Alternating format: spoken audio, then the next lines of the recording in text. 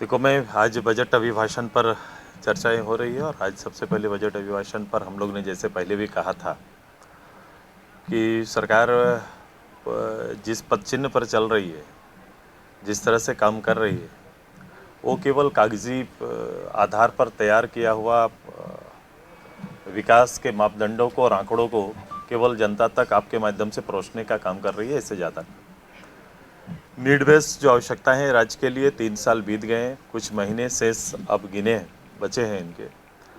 अब इस बीच में सरकार ने पूरे 3 साल के पूरे बजट में अपनी प्राथमिकताएं तय कर नहीं पाए। ये 23-24 का बजट भी आया, उसकी प्राथमिकताएं आप उसमें देख नहीं पाएंगे कि सरकार किधर जाना चाहती है, किन विषयों के साथ आगे बढ़ना चाहती है। सरकार का बजट और आम लोग दोनों में कहीं आपको तालमेल दिखाई नहीं देगा। सरकार जो पिछले बार मैंने कुछ आंकड़ों को केवल उनके बीच में रखने का काम किया था, जो बातें उन्होंने श्री जुबान से इस लोकतंत्र के सबसे बड़े अखाड़े में जो बड़ी रूप से घोषणाएं की थी, सरकार उन विषयों पर कहीं खरी नहीं है। सरकार ने नियोजन पर बात की थी, नियोजन साल भर बीत गया, स्थानीय नियोजन नहीं हो पाया। सरकार ने गरीब के आवास की बात की थी, जो संकल्प यहाँ पर दोहराए थे उस संकल्प को पूरा नहीं कर पाए। 3 लाख का घर का बात की है, 50,000 का एक कोठरी भी नहीं उपलब्ध करा पाए। पीडीएस सिस्टम से दाल उपलब्ध कराने की बात की थी, वो नहीं कर पाए। 1 लाख लोगों को कौशल विकास के तहत तैयार करने की बात थी, बेसिक ट्रेनिंग देना और उन्हें नियोजन करने की बात थी, वो काम पूरा नहीं कर पाए। जो यहाँ कह चुके, मैं इनके जो दलीय संकल्प है उस पर ना जाकर यहाँ जो संकल्प को छोटा आकार में भी पेश किए, जितने भी कॉलेज इकाई गठन करने के बाद जिनकी आधारशिला रखी, जिनके इंफ्रास्ट्रक्चर तैयार हो गए, वहाँ कोई टीचर अभी तक नहीं आ पाए, कोई व्याख्याता वहाँ शामिल नहीं हो पाए। ये सारी चीज़ें जो भी इनका आंकड़ा है, एक गांव 100 गांव को एग्रीबेस हम लोग माइक्रो रूप से उस गांव को हम लोग आर्थिक रूप से सफल बनाने का कार्यक्रम जो था वो पूरा नहीं हो पाया। हर इंडेक्स जो भी है डेवलपमेंट के 17 इंडेक्स के ऊपर एक कल्याणकारी सरकार का तबका लेकर काम करने वाले लोग पूरा नहीं कर रहे।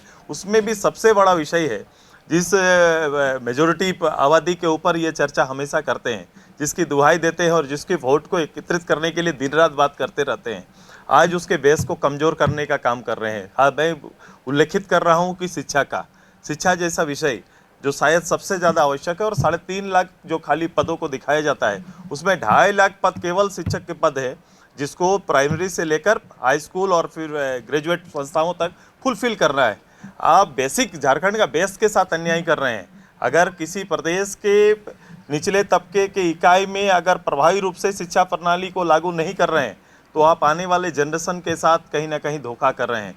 आज का पूरा सिचुएशन आप देख लो, प्रदेश का देख लो, केवल जीने के लिए अनाज और कुछ आपके पेंशन की राशि से ये राज्य के निर्माण नहीं हो रहे हैं, होगा, ये भविष्य नहीं है। आपको देखना होगा, आप 2 काम जरूर करेंगे, लेकिन आपको हमेशा इस राज्य की प्रायोरिटी यहाँ के ट्राइबल, यहाँ के schedule caste, schedule tribes, OBC, अल्पसंख्यक, अदर्स के लिए जो आपका प्लान होना चाहिए। आज आप जिस बच्चों को जिस नाम से दुआई देते हैं, उसके सबसे ज़्यादा बच्चे ग्रामीण आपके स्कूल में, सरकारी विद्यालयों में सबसे ज़्यादा बच्चे इन्हीं समाज से आते हैं, जिनके साथ आप अन्याय कर रहे हैं, जिनके साथ उनके भविष्य के साथ खिलवाड़ कर रहे हैं। रही बात नीति आधारित, जो लोग तैयार हो गए हैं, जो लोग एग्ज़ाम के लिए तैयार थे, जो 3.5 लाख नौकरी को भरने वाले थे, उनको अपने सपना दिखाया था कि मैं अपने प्रदेश के अंदर नियोजन नीति लेके आऊँगा। मैं आप जो पूछना चाहते थे मुझे, मैं यही तो जानना चाहता हूँ कि किस परिस्थिति में आपने एक दिन का विशेष सत्र बुलाया। इसलिए बुलाया चूँकि आपने यहाँ के जनसभाओं में अपने दलीय रूप से अपना संकल्प किए कि यहाँ के लोगों के लिए मैं स्थानीय नियोजन नीति लेके आऊँगा, और आप 3 साल बीत जाने के बाद एक ड्रामा की तरह एक दिन का हाउस बुलाते हैं, जिसमें केवल अपना पक्ष रखते हैं और उसको पास करके भेज देते हैं। वो परिस्थिति क्या रही होगी और क्यों इस काम को किया, तब भी मेरा सवाल था। और अगर आपने ये काम कर भी दिया, तो आज फिर से वहाँ से बैक होने का कारण क्या है, ये हाउस जानना चाहता है। सभी लोग जानना चाहते थे कि हाउस के अंदर आके आज की परिस्थिति, जिस परिस्थिति में नियोजन नीति को बदल रहे हैं, उसको सरकार को जवाबदेही के साथ बताना चाहिए था। यही हमारी मांग थी, और हम ये चाहते हैं कि नियोजन नीति स्थानीय नीति के साथ कोई तालमेल होगा क्या स्थानीय नीति वही रहेगी, यही सरकार के श्रीमुख से हम जवाब चाहते थे। लेकिन आप जब करें क्वालिटी एजुकेशन, सरकार भी एक आंकड़ा पेश करती है कि 10th और 12th का रिजल्ट देखिए, हर साल बेहतर होता चला जा रहा है। स्टूडेंट के आप पॉलिसी पर जाओ, 10, 12, 1 to 10, आपने तो ये नियम बनाया कि कोई फेल ही नहीं करेंगे। आप कोई बच्चा फेल नहीं करता स्कूल में, उसके मानक क्या हैं, उसके मानक की अच्छी पढ़ाई हो रही है, स्टैंडर्ड चेंज हो गया। आप सरकारी स्कूल में फुर्सत अगर मिले मुख्यमंत्री जी को, जाए और अपने से उसके हालात को देखे, तब उन्हें पता चलेगा कि वास्तव में वहाँ पढ़ने वाला ट्राइब, शेड्यूल कास्ट का बच्चा किस रूप से, ओबीसी का अल्पसंख्यक के बच्चे किस रूप से शिक्षा या तालीम ले रहे हैं, इसको देखेंगे वो। 5 लाख ट्वीट जो युवाओं ने किया उसको फेक बताया। मैं तो कहा इसकी आवश्यकता क्यों पड़ी, इसकी आवश्यकता क्यों पड़ी, मैं ये कह रहा हूँ सरकार को ट्वीट से बात करने की आवश्यकता क्यों पड़ी। सरकार को तो ये ट्विटर प्लान नहीं करना चाहिए था। अभी आज जब हम इस पर बात कर रहे थे, चर्चा कर रहे थे, तो उन्होंने कहा कोर्ट ने वैधानिक नहीं माना। तो वैधानिक नहीं माना तो आपके वैधानिक चीज़ों को करने वाले अधिकारी बैठे थे, विधि विभाग बैठा था। वैधानिक को जो असंवैधानिक कहा गया उसको वैधानिक बनाने की पहल क्यों नहीं की? आपको वहाँ माथा कपाना चाहिए था, कैसे मैं इन चीज़ों को लीगल बना सकता हूँ। ये उन्होंने नहीं किया। उनकी भावना पर फिर से हाउस के अंदर से खेलना शुरू कर दिए, बाहर निकले और ट्विटर से नौजवानों से बात करने लगे। ये कोई सरकार का दायित्व नहीं है, और सरकार ऐसा करके दायित्व से भागना चाहती है। ये छोटा छोटा एक्सरसाइज से राज्य और नेतृत्व का लीडरशिप इसमें स्पष्ट नहीं होता है। ये आप लोगों को कहीं ना कहीं खेल रहे हैं। एक जवाबदेह राजनेता का ये कर्तव्य नहीं बनता है। स्थायित्व इसका नहीं है। एक ट्विटर का स्थायित्व, ट्विटर से भाग लेने वाला का स्थायित्व नहीं है। आप स्थायित्व पर कोई काम प्रदेश के लिए नहीं कर रहे हैं। सरकार के लिए हम तो रास्ता नहीं कर रहे हैं ना नियोजन देने का।